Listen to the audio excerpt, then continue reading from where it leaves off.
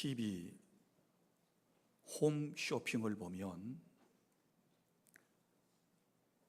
그 상품을 소개하는 분들이 나오지 않습니까? 어쩜 그렇게 원고도 보지 않고 자신 있게 확실하게 제품을 소개해서 구매 충동을 일으키는지 그분들의 능력을 보면 참 놀랍다라고 하는 생각이 들곤 했습니다. 저는 일평생 이 강단에서 복음을 전하는 설교자입니다. 내가 전해야 할 메시지, 시쳇말로 하면 상품이 무엇인가? 그리고 나는 정말 기독교의 복음을 쉽게 잘 설명하고 있는가? 특별히 예수님을 많은 사람에게 소개를 해서 예수님을 믿게 만드는 것이 저의 사명인데 정말 그런 사명을 잘 감당하고 있는 것인가? 이런 생각이 들었습니다. 그리고 기독교의 본질이 무엇인가?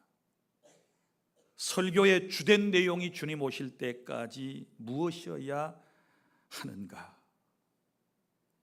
평소에 알고 있으면서도 많은 고민을 하고 또 제 자신을 성찰하면서 예수님만을 올바로 전하고 전한 그 예수님을 믿고 구원받는 사람이 더 많이 늘어갔으면 하는 그런 바람에서 10월달 한 달 동안은 특별히 종교개혁주일도 있고 그래서 한 달 내내 예수님에 대한 설교만 하려고 그럽니다. 예수님이 어떤 분인가에 대해서 이제 설명을 해드리려고 그러는 것이지요.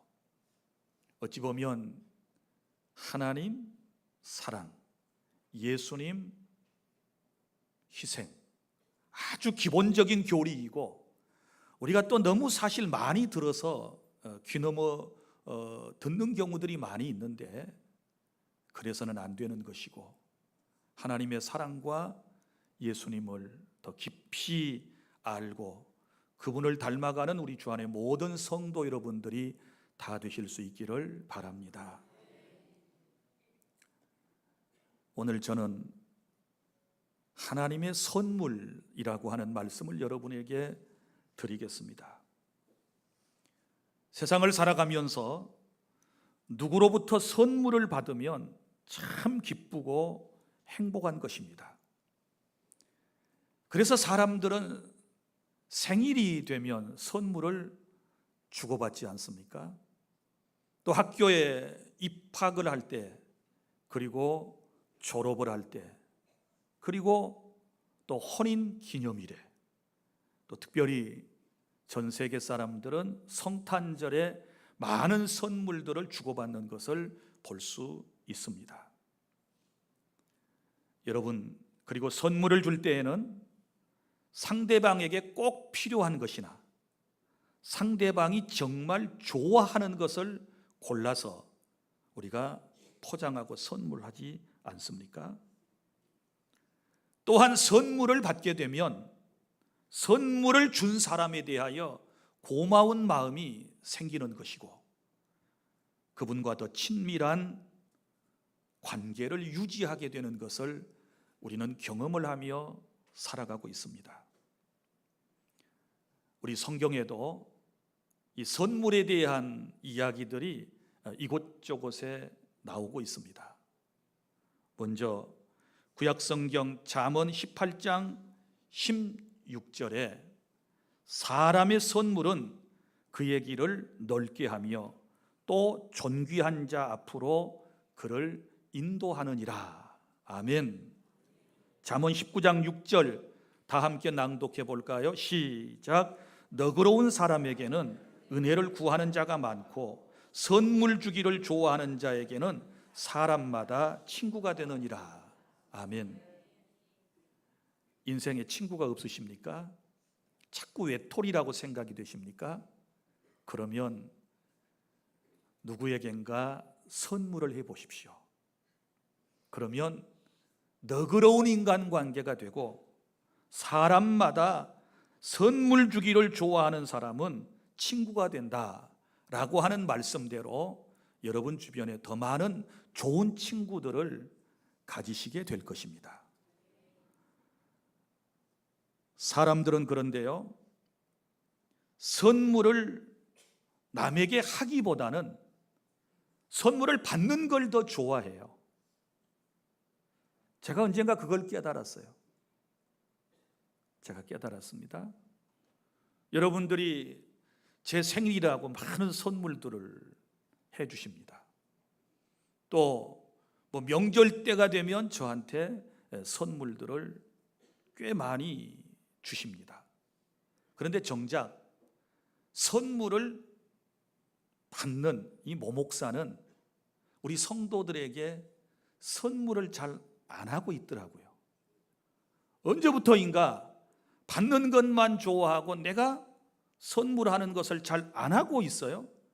그러다가 이 못난 인간이 여느 땐가 이런 생각이 마음속에 탁 드는 거예요. 왜 그 사람은 선물을 안 하지? 누구보다도 내가 더 챙겨주고 더 관심과 사랑을 가진 사람인데 왜 내게 선물을 안 해주지? 세상의 목사의 마음에도 이런 마음이 들어오니 혹여 여러분들도 그런 감정이 들지는 않으셨습니까? 주님은 말씀하셨어요. 받는 것보다 주는 것이 더 복이 있다. 믿습니까? 자꾸 인간관계가 얽히고 설켜서 잘 안 풀려나가면 여러분 선물을 해보십시오. 그런데 이 선물이 목적이 좋아야 되겠죠. 잘못된 목적을 가지면 그것이 뇌물이 되어서 사람의 정신을, 특별히 재판하는 사람들, 뭔가를 결정하는 사람들에게 안 좋은 영향을 주어서 어떤 이기적인 이득을 취하는 결과를 초래하기 때문에 성경에서는 뇌물은 금하고 선물은 장려하고 계신다라고 하는 사실을 깨달을 수 있기를 바랍니다. 저는 오늘 여러분들에게 말씀을 드리고 싶은 것은 인간 세상에서 서로 주거니 받거니 하는 그런 선물이 아니고 하나님의 선물에 대해서 말씀을 드리려고 그럽니다. 자, 첫째, 하나님께서는 우리를 사랑하셔서 우리에게 선물을 보내셨습니다. 오늘 요한복음 3장 16절 초반이 어떻게 시작됩니까? 하나님이 세상을 이처럼 사랑하사 독생자를 주셨으니, 주시다라고 하는 말은 선물입니다. 그러니까 우리에게 선물을 2000년 전에 하나님께서 보내주셨는데 그 동기가 뭐예요? 사랑이라는 것입니다. 이걸 놓쳐서는 안 돼요. 상대방을 사랑하기 때문에 선물을 줄 수 있어야 하는 것입니다.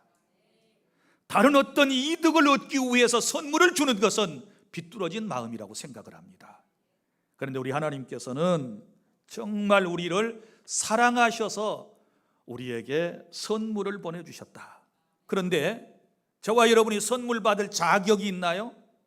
하나님께로부터 그 어떤 선물을 받을 자격도 없는 타락한 인생의 본성을 가졌다라고 하는 사실을 여러분 기억하시기를 바랍니다. 사랑받을 조건이 아무것도 없다. 선물 받을 조건을 아무것도 나는 갖추지 못한 못난 인생이다 라고 하는 것을 우리가 인정할 때 기독교의 신앙의 출발은 시작이 되는 것입니다. 그런데 인생들은 보십시오. 선물을 줄 때 서로 친밀한 사랑의 관계를 유지해 나가는 것을 볼 때 여러분 어떻습니까? 못난 사람, 못 배운 사람, 늙고 병든 사람, 가난한 사람, 실패한 사람, 무식한 사람, 특별히 사회에서 죄를 지어서 사람들에게 지탄을 받는 사람들은 아무도 사랑해 주지 않고 그런 사람에게는 선물을 주지도 않습니다. 이것이 인간 세상 아니겠습니까? 이것이 우리 인생들의 모습이 아니겠습니까? 그런데 우리 하나님의 사랑은 사람의 사랑하고는 근본이 달라요. 우리가 부족하고 우리가 못나고 못 배우고 늙고 병들고 가난하고 실패했고 무식하고 죄를 지어서 사람들에게 손가락질을 받는 못난 인생임에도 불구하고 하나님은 우리를 무조건 사랑하신다. 믿습니까? 요한일서 4장 10절 다 함께 시작. 사랑은 여기 있으니 우리가 하나님을 사랑한 것이 아니요 하나님이 우리를 사랑하사 우리 죄를 속하기 위하여 화목제물로 그 아들을 보내셨음이라. 아멘. 내가 하나님을 먼저 사랑한 게 아니고 하나님께서 나를 먼저 사랑하셨다. 그리고 나를 사랑하셔서 나의 죄를 속하기 위해서 주님을 이 땅에 화목제물로 보내셨다. 이렇게 말씀을 하지 않습니까? 우리에게 선물을 보내주신 그 동기는 사랑이셨다. 이걸 다시 한번 깊이 깨달아 보면 얼마나 하나님의 크신 은혜가 감사하고 놀라운지 짧은 혀로 표현한다는 게 참 힘들어요. 하나님은 사랑이십니다. 하나님이 나를 사랑하심을 믿으시기를 바랍니다. 내 모습 이대로를 주님께서 사랑하심을 믿으시기를 바랍니다. 그리고 여러분을 사랑하듯 여러분이 마음에 들어 하지 않는 그 사람 또한 하나님이 사랑하심을 믿으시기를 바랍니다. 온 세상 사람들을 하나님은 다 사랑하신다라고 하는 사실을 깨달을 수 있기를 바랍니다. 그 놀라운 사랑 속에 나도 포함되어 주님께로부터 놀라운 선물을 받으셨다. 둘째로, 그러면 하나님께서 나를 사랑하셔서 내게 특별한 선물을 보내주셨는데 그 도대체 선물이 뭐냐? 2000년 전에 주님께서 저와 여러분을 사랑하셔서 선물이신 예수님을 보내주셨음을 믿으시기를 바랍니다. 하나님이 세상을 이처럼 사랑하사 독생자를 주셨으니, 할렐루야. 그 선물의 내용이 누구라고요? 예수님을 주님이 보내주셨다. 그런데 여러분, 고급 선물은 대부분 포장이 되어서 오지 않습니까? 예쁜 포장지를 사용해서 끈으로 묶고 또 스티커를 붙이고 해서 선물이 옵니다. 자, 우리는 사랑하는 사람에게 보통 선물한다 그랬죠. 그리고 사랑하지 않지만 뭔가를 이루어내기 위해서 뇌물 성격을 띤 선물을 보낸다 그랬죠. 그런데 우리 하나님은 아무 조건 없이 우리에게 2000년 전에 사랑의 선물 보따리를 보내셨다. 그분이 예수님이시다. 그러면 예수 그리스도 안에, 그 선물 안에, 상자 안에 무엇이 들어있는지를 우리가 펼쳐보아야 되지 않겠습니까? 여러분, 사랑하는 사람에게 아주 예쁜 포장지로 포장된 선물이 배달되었으면 어떻게 하겠습니까? 그걸 쫙 옆으로 밀어놓고 어느 방 한켠에 탁 집어넣어버리고 거들떠보지도 않겠습니까?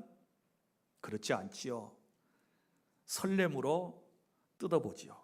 여러분, 선물 받을 때 뜯는 그 성격을 보면 그 유형이 각각 달라요.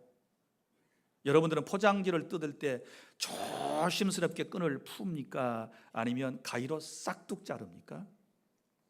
포장지를 벗겨낼 때에 스티커를 예쁘게 뜯어내서 나중에 그 포장지를 또 쓸 요량으로 예쁘게 개켜가지고 또 차근차근 아주 천천히 지금 졸고 있는 저분처럼 천천히 그렇게 뜯습니까? 아니면 귀한 선물일수록 받자마자 다 찢어가지고 막 급한 마음으로 뜯어서 안에 있는 내용물을 확인하십니까?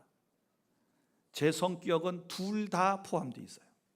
아주 정말 소중하고 귀중한 선물일 경우에는 가위로 툭 자르고요, 촥 찢어서 보고, 그리고 별로 아닌 것 같으면 아주 찬찬히 끈도 풀고 그렇습니다.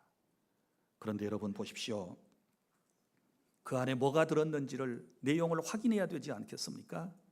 포장지를 뜯어봐야, 뚜껑을 열어봐야 그 속에 뭐가 들었는지를 우리가 알지 않겠습니까? 2000년 전에 예수 그리스도로 가는 그 포장 안에 주님께서 우리에게 귀한 것을 담아서 보내셨는데, 첫 번째 딱 뜯어보면 나오는 것이 있는데, 우리에게 가장 소중하고 가장 필요한 죄에 대한 용서의 카드가 있음을 믿으시기를 바랍니다.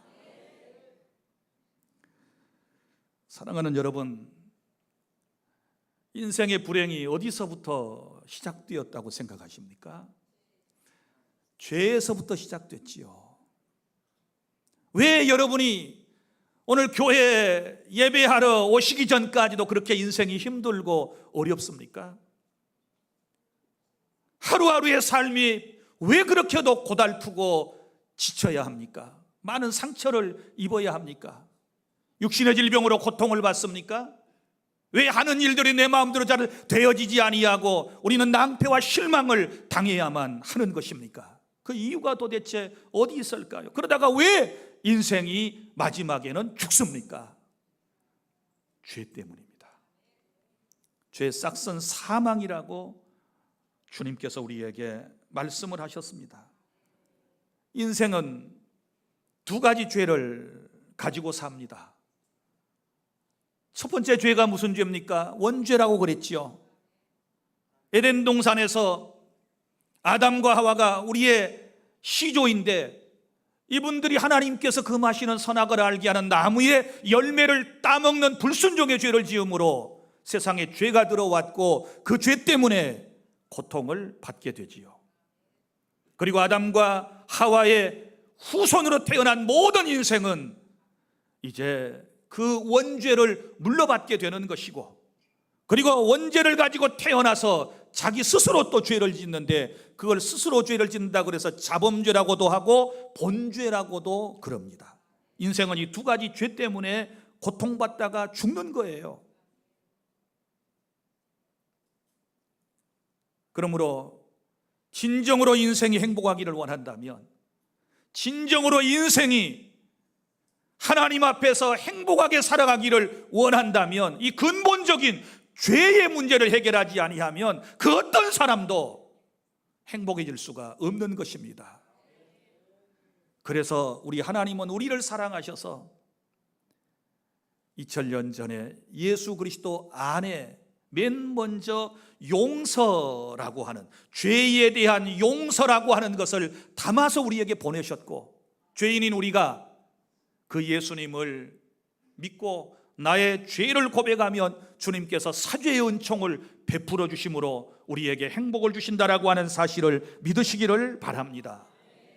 만약에 이 죄의 문제가 해결되지 아니하면 육신으로 얼마나 잘 먹고 잘 사느냐, 성공했느냐, 그것은 아무런 문제가 되지도 않아요. 그건 주님과는 아무런 소용이 없어요. 죄의 문제가 해결받지 못하면, 용서받지 못하면 이 땅에 살면서도 죄의 형벌을 받게 될 것이고, 죽어서도 이제 영원한 지옥의 형벌을 받아야 한다는 사실을 여러분이 기억하시기를 바랍니다. 그러나 감사하게도 예수님을 믿으면 죄사함을 받고 우리가 하나님의 자녀가 되는 놀라운 권세를 회복하게 된다라고 하는 것이 여러분 복음의 핵심임을 꼭 기억해 주시기를 바랍니다. 이 하나님의 용서는요, 예수 그리스도를 통해서만 이루어지도록 되어 있어요.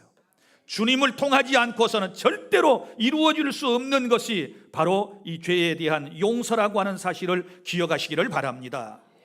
하나님의 용서에는 몇 가지 특징이 있어요. 먼저는 즉각적이에요. 즉각적이다. 내가 이 자리에서 죄인됨을 고백하면 이 자리에서 즉각적으로 용서를 선언하십니다. 우리는 어때요? 누군가가 나에게 잘못했을 때 그 사람의 죄를 용서해 주면 단서를 달지 않습니까?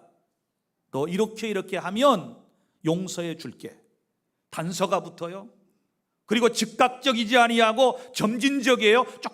조금씩 용서하지만 그 용서는 온전한 용서가 되지를 못해요. 그러나 우리 하나님의 용서는 완전한 특징을 또한 가지고 있습니다. 하나님은 한 번 용서하시면요, 완벽하게 용서하시는 것입니다. 우리는 용서했다 그래놓고 또 그런 환경이 되면 또 미워하고 또 용서하지 못할 마음이 마음속에서 뿌글뿌글 올라오지만, 우리 하나님께서는 우리가 용서를 빌면 다시는 기억조차도 하지 않으세요. 주님은 저 멀리 다 던져버리세요. 도말시켜버리세요. 예수님의 피로. 이 완벽한 용서가 바로 주님이 우리에게 주시는 용서임을 믿으시기를 바랍니다. 그리고 주님의 용서는 대가성이 없습니다. 우리가 죄를 용서받기 위해서 무릎을 꿇고 대리석 로마에 가서 어느 한 교회당을 무릎을 꿇고 대리석 바닥을 막 오르락내리락 해야 우리의 죄가 용서받는 게 아닙니다. 40일 금식 기도를 해야 우리의 죄가 용서받는 것이 아닙니다. 우리가 선을 행해야 용서받는 것이 아닙니다. 아무런 대가 없습니다. 예수님을 믿으면 주님께서 우리의 죄를 용서해 주십니다. 이런 완벽한 용서가 첫 번째 선물 꾸러미 안에 들어 있습니다. 이것을 체험하면 너무너무 기뻐요. 너무너무 행복하게 돼요. 요즘 죄책감에 시달리는 사람들이 얼마나 많이 있습니까? 죄를 어찌할 수 없는 상황에서 혹은 억지로 죄를 지어가지고 그 죄책감에 시달리는 사람들 너무너무 많이 있어요.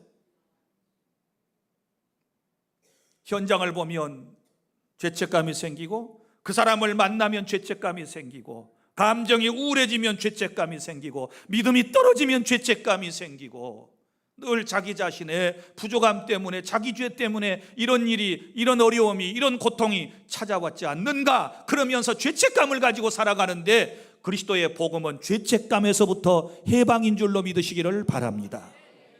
하나님의 사랑을 믿으세요. 믿습니까? 용서에 대한 확신이 없는 것은 하나님의 사랑을 믿지 못하기 때문에 그래요. 오늘 여러분이 주님 앞에 죄를 고백했어요. 그러나 하나님은 다 그 진솔한 고백을 듣고 다 사죄를 선언하셨단 말이에요. 그런데 정작 그 기도를 하고 돌아간 사람은 또 여전히 그 죄에 대하여 벗어나지 못하고, 물론 죄를 또 다시 지었으면 또 와서 죄를 고백해야 되지만, 고백한 죄를 다시 짓지 않았으면 여러분 죄책감에서부터 해방되어서 진정한 복음 안에서 자유를 얻으시기를 바랍니다. 그 다음에 두 번째, 예수님이라고 하는 선물 꾸러미 안에 두 번째 들어있는 것은 바로 행복과 권능입니다. 현세를 살아갈 때 행복할 수 있고, 또 현세에서 여러 가지 힘들고 어려운 것을 극복해 나갈 수 있는 권세를, 권능을 하나님께서 저와 여러분에게 공급해 주심을 믿으시기를 바랍니다. 어떤 행복인지 볼까요? 요한복음 1장 12절 시작. 영접하는 자 곧 그 이름을 믿는 자들에게는 하나님의 자녀가 되는 권세를 주셨으니. 아멘. 우리의 신분이 하나님의 자녀가 되었습니다. 얼마나 행복합니까? 우리의 신분이 하나님의 자녀라는 사실을 생각하면 너무너무 행복한 것이지요. 여러분은 사랑받는 사람임을 깨달을 수 있기를 바랍니다. 또 요한복음 10장 10절 중반부터 볼까요? 내가 온 것은 시작. 내가 온 것은 양으로 생명을 얻게 하고 더 풍성히 얻게 하려는 것이라. 아멘. 예수님이 오신 목적은 우리에게 생명을 주실 뿐만 아니라 우리의 삶을 더 풍성하게 해주시기 위해서 오셨다. 우리는 세상에 살면서 주님을 만났고, 그리고 세상에서 구원받았고, 그리고 천국으로 들어가게 될 것입니다. 하나님께서는 살아있는 이 세상도 소중하고 귀하게 보시는 것이고, 영원한 천국 또한 하나님은 소중하게 보시는 것입니다. 인생의 전인적 구원이라고 하는 것은 육적인 것과 영적인 것을 다 포함하는 것입니다. 이 세상과 그리고 영원한 하나님의 나라를 다 포함하고 있는 것입니다. 그런데 이 세상에서도 하나님께서 우리의 삶 속에 풍성함을 약속해 주시지 않습니까? 로마서 8장 32절 다 함께 시작. 자기 아들을 아끼지 아니하시고 우리 사람을 위하여 내어주시니가 어찌 그 아들과 함께 모든 것을 우리에게 주시지 않겠느냐. 아멘. 아들이 누굽니까? 예수님이죠. 예수님까지 우리를 사랑하셔서 아낌없이 주신 하나님께서 어찌 그 아들과 함께 모든 것을 우리에게 주시지 않겠느냐. 예수 안에 살면 이 현세에서도 하나님께서 복을 주실 줄 믿으시기를 바랍니다. 하나님이 약속하신 복을 받기 위해서 우리는 이 땅에 존재하고, 그 복은 하나님의 거룩하심과 하나님의 영광을 위해서 사용하라고 주신 복이라고 하는 사실을 꼭 망각하지 마시기를 바랍니다. 뿐만 아니라 이 세상을 살아가려면 너무너무 힘들지 않습니까? 너무 고통스러워요. 여러분의 모습들을 보면 지쳐 있어요. 피곤한 눈빛이에요. 인생에 지금 많이 시달리고 오셨어요. 가정에서 시달리고, 직장에 나가서 시달리고, 일이 잘 안 돼서 물질 때문에 시달리고, 정신적으로 건강이 약해져서 시달리고, 또 육체의 질병으로 고통을 받는 사람들이 얼마나 많이 있는지 모릅니다. 그런데 이제 이런 분들이 세상을 살아가려면 내 힘으로 안 되잖아요. 세상 보세요. 내가 힘쓴다고 됩니까? 내가 애쓴다고 됩니까? 내가 노력한다고 됩니까? 내 경험 가지고 됐습니까? 내 이성적 판단과 나의 지혜로 된 것이 뭐가 있습니까? 안 되더라 그 말이에요. 발버둥 치다가 왔어요. 그런데 이제 하나님께서 우리에게 능력으로 함께 하심을 믿으시기를 바랍니다. 빌립보 4장 13절 다 함께 시작. 내게 능력 주시는 자 안에서 내가 모든 것을 할 수 있느니라. 아멘. 세상은 험하고 나는 연약한 것을 아시는 우리 하나님께서 우리에게 능력을 주시는 거예요. 누구를 통해서? 주님을 통해서. 할렐루야. 예수 안에 있으면 세상을 헤쳐나갈 수 있는 능력이 생겨지게 될 것입니다. 주님은 이미 예수님을 믿는 저와 여러분에게 큰 권세를 우리에게 주셨습니다. 세상을 감당하고 악한 영들을 물리칠 수 있는, 승리할 수 있는 영적인 권능을 저와 여러분에게 주셨다는 사실을 믿으시기를 바랍니다.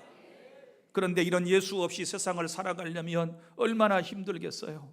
마음이 아파도 어디 가서 마땅히 사정할 데도 없고, 자기 마음을 털어놓을 데도 없고, 털어놓으면 받아줄 사람도 없고, 이러면 얼마나 인생이 힘들겠어요. 그러나 우리는 주님께로부터 이 행복과 권능이라고 하는 선물을 받았기 때문에 얼마든지 힘들고 어려우면 주님 앞에 와서 아프다고 얘기할 수 있고, 고달프면 고달프다라고 말할 수 있고, 그러면 주님께서 우리를 보듬어 주시고 우리에게 힘과 능력을 주셔서 세상을 헤쳐나가도록 도우실 것입니다.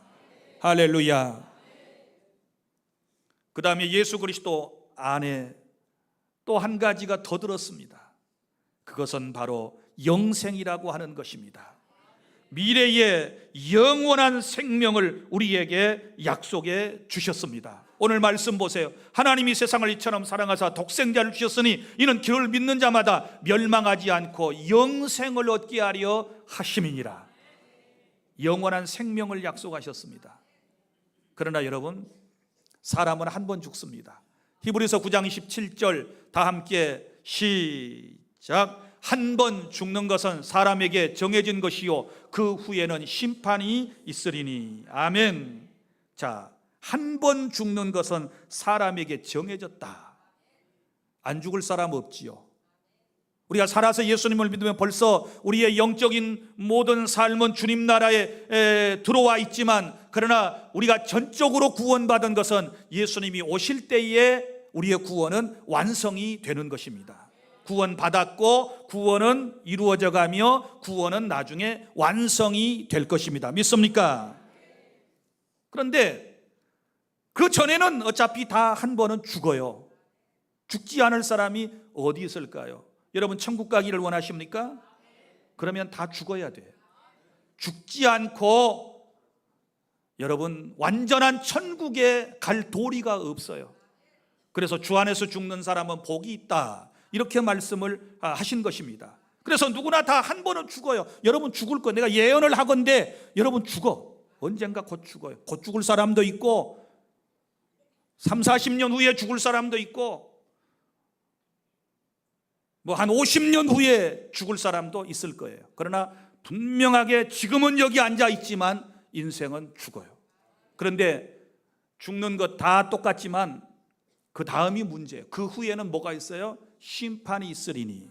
여기서 심판의 의미는 죽고 난 이후에 두 길이 있어요. 예수님을 믿는 사람에게는 구원의 길, 천국이 있어요. 할렐루야. 믿지 않는 사람에게는 지옥이 있어요. 지옥이.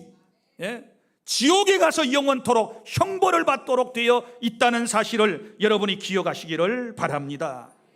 죽은 다음에 어디로 가는가라고 하는 것은 사는 것만큼이나 더 중요한 것이에요. 그리고 내세의 지옥과 천국의 문제는 현세에서 결정이 돼요. 믿습니까? 이 땅에 살아있는 동안에 예수님을 믿어야 여러분들이 천국에 갈 수 있는 것입니다. 바로 예수님에게 이런 놀라운 선물이 있으신 거예요. 예수님 안에 요 영생이라고 하는 선물이 있어요. 보십시오. 요한복음 3장 36절 시작. 아들을 믿는 자에게는 영생이 있고 아들에게 순종하지 않은 자는 영생을 보지 못하고 도리어 하나님의 진노가 머물러 있느니라. 아멘. 아들이 누구라고요? 예수님. 예수님을 믿는 사람에게는 영생이 있고 아들이 누구라고요? 예수님. 순종하지 않는 사람, 믿지 않는 사람은 영생을 보지 못하고 도리어 하나님의 진노가 머물러 있다. 그럼 하나님의 진노는 뭘까요? 바로 멸망이고 영원한 지옥의 형벌을 의미하는 것이지요.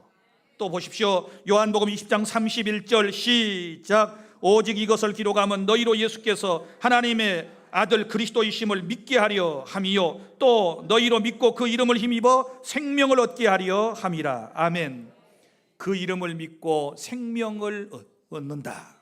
예수님을 믿으면 영원한 생명을 얻는다. 요한일서 5장 12절 다 함께 시작. 아들이 있는 자에게는 생명이 있고 하나님의 아들이 없는 자에게는 생명이 없느니라. 아멘. 아들이 있다는 말은 아들 예수님을 믿는 사람에게는 생명이 있지만 하나님의 아들 예수가 없는 사람, 믿지 않는 사람에게는 생명이 없다. 생명이 없는 곳은 어디예요? 지옥입니다. 깨달을 수 있기를 바랍니다. 성도 여러분, 이 영생보다 더 큰 선물이 어디 있겠습니까? 우리가 이런 선물을 하나님께 받았습니다. 세상 선물 그것 좀 때에 따라 못 받았다고 삐지지 말고 마음 상하지 말고